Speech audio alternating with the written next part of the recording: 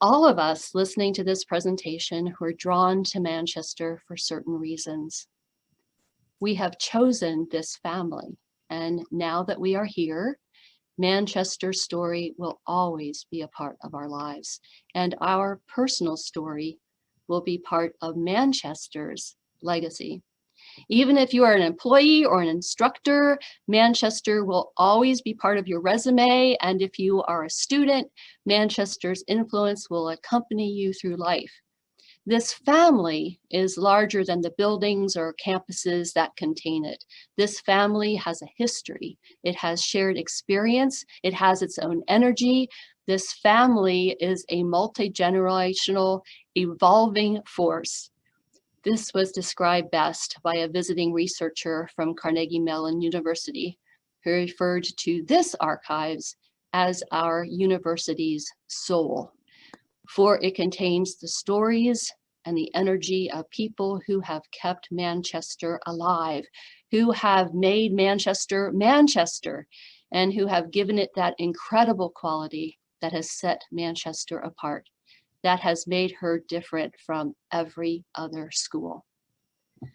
Columnist Ellen Goodman said, "What the next generation will value most is not what we owned, but the evidence of who we were and the tales of how we lived. In the end, it's the family stories that are worth the storage." And as we decide what direction we will take as a university, what direction we will need to go as students, how to apply this incredible education to our lives, as civil rights activist and author Maya Angelou once said, "We need to haunt the house of history and listen anew to the ancestors' wisdom. For in their story, their experience, we can feel the energy of our past, the adrenaline rush of our mistakes and near misses, the quickened heartbeat of challenge, the lightheadedness of success. We are the connection with our present and the reflection of the past as it enlightens our future. So we are all bonded with this soul composed of the stories of those who have gone before us. These archival boxes where sagas are kept are Pandora's boxes, because when you lift up these lids, there are stories of great achievement, failure, courage, death, hardship, endurance, perseverance, all scrambling to get out, to be set free, to be given a voice, to be heard. So can you see these boxes behind me? Here, can you see that? Okay, let's open a few up. All right. Next, I will share the screen and we'll start the show.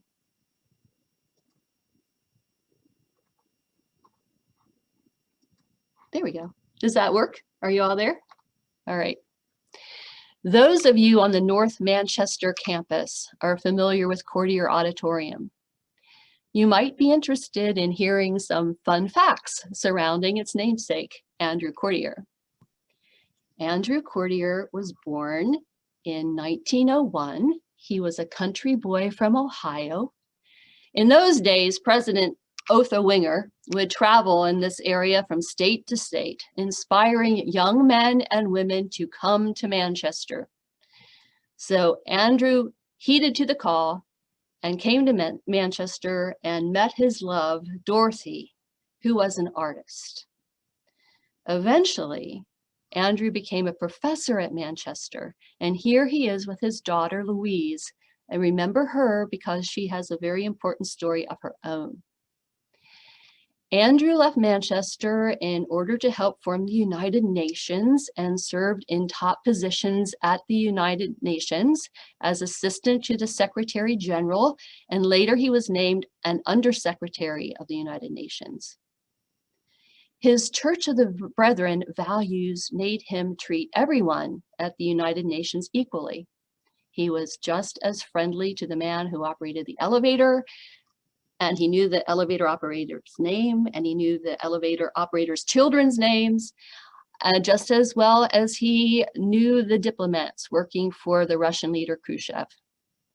His own secretary, Doreen, was surprised by his informality. His office was nicknamed Andyville, and he maintained an open door, drop in when you wish policy, and a lot of work was accomplished behind the scenes in this relaxed and congenial environment. Manchester today is shaped by courtiers' belief in equality between people, an informal administrative approach where people can just drop on in, and the ability to talk things out. Now, off the Manchester campus and becoming a young woman in New York City, envision this like 10 years in the future. This is Louise now, 10 years in the future. Andrew's daughter, Louise, wanted to be an actress. And Andrew said no. He wanted Louise to have a career where she could have a dependable income. So Louise got a job modeling high-end women's couture in New York, and her picture appeared in magazines. And soon she was making more money as a model than Andrew was making at the United Nations. So she did become an actress, and she made her debut in New York City, playing next to Tom Ewell in The 7-Year Itch. And her father and mother brought their United Nations friends, Ralph Bunche and Dodge Hammarskjöld, to the event. Now, old timers will know that Louise was playing Marilyn Monroe's part in the movie The 7-Year Itch. And Marilyn Monroe was a little bit inquisitive as well, and so she came to the final performance. And Louise likes this picture because even though Marilyn Monroe is kissing Tom Ewell, Tom is looking at Louise. Louise also liked fast cars and fast men, and married the playboy race car driver Peter Collins after only 3 weeks of dating. And they were the love of each other's lives until Ewell was tragically killed in a race car accident a year later. So Manchester today is shaped by Louise's sense of wonder and adventure and the tenacious ability to pursue dreams. After World War II, Wu Ningkung came from China to study English literature at Manchester. He was a student worker in the library. Here he is right there. Can you see him? He eventually returned to China to teach. During the 1955 campaign to uproot hidden counter-revolutionaries, Wu was suspected of having been a nationalist spy, or worse, of being an American spy, and he was denounced as the #1 hidden counter-revolutionary at Nankai University. In 1957, he was one of the intellectuals who spoke up for freedom of speech. This led to his formal denouncement as an ultra-rightist, and in the spring of '58, he was sent to a state prison farm for corrective education through hard labor. He wasn't released from prison until 1961, and then again, during the Cultural Revolution, 66 to 76, Wu and his family and many other intellectuals were persecuted. Wu wrote a powerful book about his family's experiences and returned to Manchester for a special award. Manchester today is shaped by Wu Ningkung's conviction that an education is so valuable that it is worth struggle and pain to obtain. The late 1960s and early 1970s were years of struggle for Black students on campus. Blacks and Black culture were not well received on a predominantly white campus. Manchester tried to help by bringing in Black speakers such as Dick Gregory, as seen here with students Doug Lipsey and Myron Chenault, and then Jesse Jackson, but tensions remained high. It was not until after the Petersheim incident of October 1969, and you will be hearing more about that day in the months to come, that the Afro House was created. The letters standing for Afro-Americans Forming Rightful Objectives. This title was created by Manchester student Glenn Hines, who became a Fort Wayne city councilman. Dan Taylor's experience at Manchester overlapped with Glenn's. Taylor championed Manchester's football team and graduated in '74 with a Bachelor of Science in Economics and Business. In '94, Dan Hawk Taylor was inducted into the Spartan Hall of Fame. Dan chose to make his contribution to this world by serving as an Indiana State Trooper. Here he is shown speaking to a class of Manchester students. Manchester today is shaped by those willing to fight injustice through becoming servants of the public. Steve Alford came to Manchester to coach basketball during the 1990s. It was Steve's first real position, and it set him on a path to a great career. One of Steve's players was Kyle Hupfer, who ranks among the top 20 on MU's all-time men's basketball scoring list. Hupfer helped lead Manchester to the NCAA Division III national tournament during the 1993 and 94 and 4 and 5 seasons by being named the ICAC Tournament Most Valuable Player for both years. Here, Hupfer holds Steve Alford's son's hand as they make their way from the Perk to the bus that will take them to the NCAA 1995 Division III basketball tournament in Buffalo, New York. Hupfer graduated from Manchester University with a BS in Business Administration and followed up by obtaining a law degree. In 2017, Kyle Hupfer became Indiana's Republican Party chair. And although Republican, Hupfer hopes to work for commonality on President Biden's actions. Manchester today is shaped by a commitment to strengthening of body, mind, and spirit, opening doors to positions of leadership through teamwork and cooperation. Jean Childs, a Black woman from Alabama, made a big splash on campus when she arrived in 1949. Crowned May Day Queen in 1953, her then boyfriend, soon-to-be husband, minister and civil rights activist Andrew Young, accompanied her on that day. Andrew would be elected U.S. Congressman from Georgia, United States Ambassador to the United Nations, and 55th Mayor of Atlanta. Jean received her bachelor's degree in education from Manchester and served as an educator and advocate for equal access to education in the United States. Young also dedicated much of her life to involvement in children's rights and served as the American chairwoman of the United Nations International Year of the Child in '79. She also worked alongside Andrew Young as an advocate in the civil rights movement. She was a member of Manchester Board of Trustees, and here she is pictured receiving an honorary doctoral degree from Manchester. And as always, Andrew was by her side. Manchester today is shaped by a commitment to advocating for the rights of those with lesser voice. The commitment to advocating for the rights of those with lesser voice is seen through the gift of Ray Petersheim, a Manchester trustee. A member of the Church of the Brethren, Ray did not go to Manchester, but made his fortune by inventing a chick incubator along with his father. Made his money hatching chickens.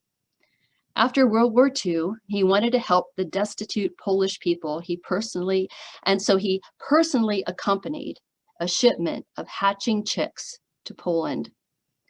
And through his personal efforts, more than 1,000 displaced persons, mostly from Latvia, were resettled in the United States. Here he is with a displaced person, scholar and artist, Dr. Burkhardt. Dr. Burkhardt carved the wooden sculptures in Petersheim Chapel, a building that Ray Petersheim donated to Manchester. Manchester today is shaped by responding to the plight of the refugee. Esther Hamer did not know that she would go into the field of nursing and end up with her husband, Dr. John Hamer, at a remote medical compound in Lassa, Nigeria.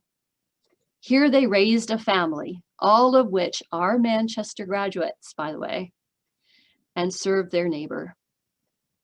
Through Dr. Hamer's astute observation and insistence on collecting blood samples, the Hamers helped to discover Lassa fever and prevent it from becoming a pandemic. If you haven't read this book, it's rather riveting, and it's still for sale on Amazon. Here we see Dr. Hamer at the Center for Disease Control in Atlanta, Georgia. And my final thought for today, but I have many more thoughts, is Manchester today is shaped by science. So there you have it. Any questions? Stop share. Hi, Katie. Hi, Tara. Hi, Angie. Hi, Tina. Hi, Julie. Hi, Darla.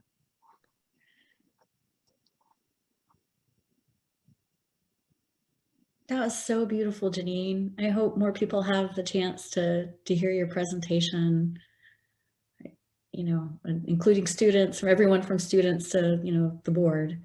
It was just like, it felt like a massage for my soul. Aw. Well, the stories are so incredible. I just can't quit telling them, you know?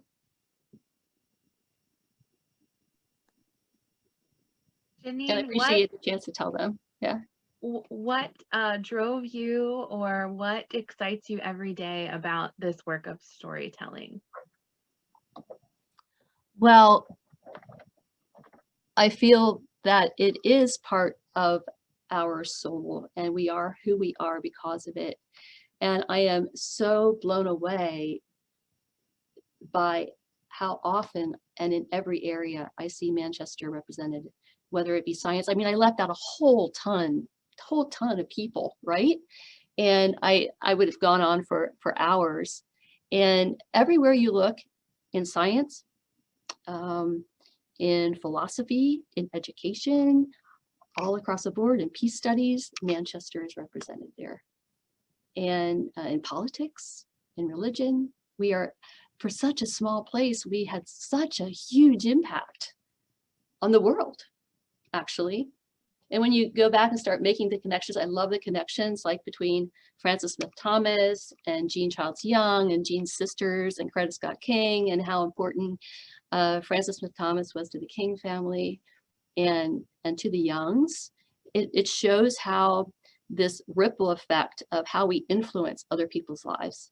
And I do think that's part of what makes Manchester Manchester, is that we have this incredible way of touching students and people who go out in the world. A lot of people want to come back and be part of this.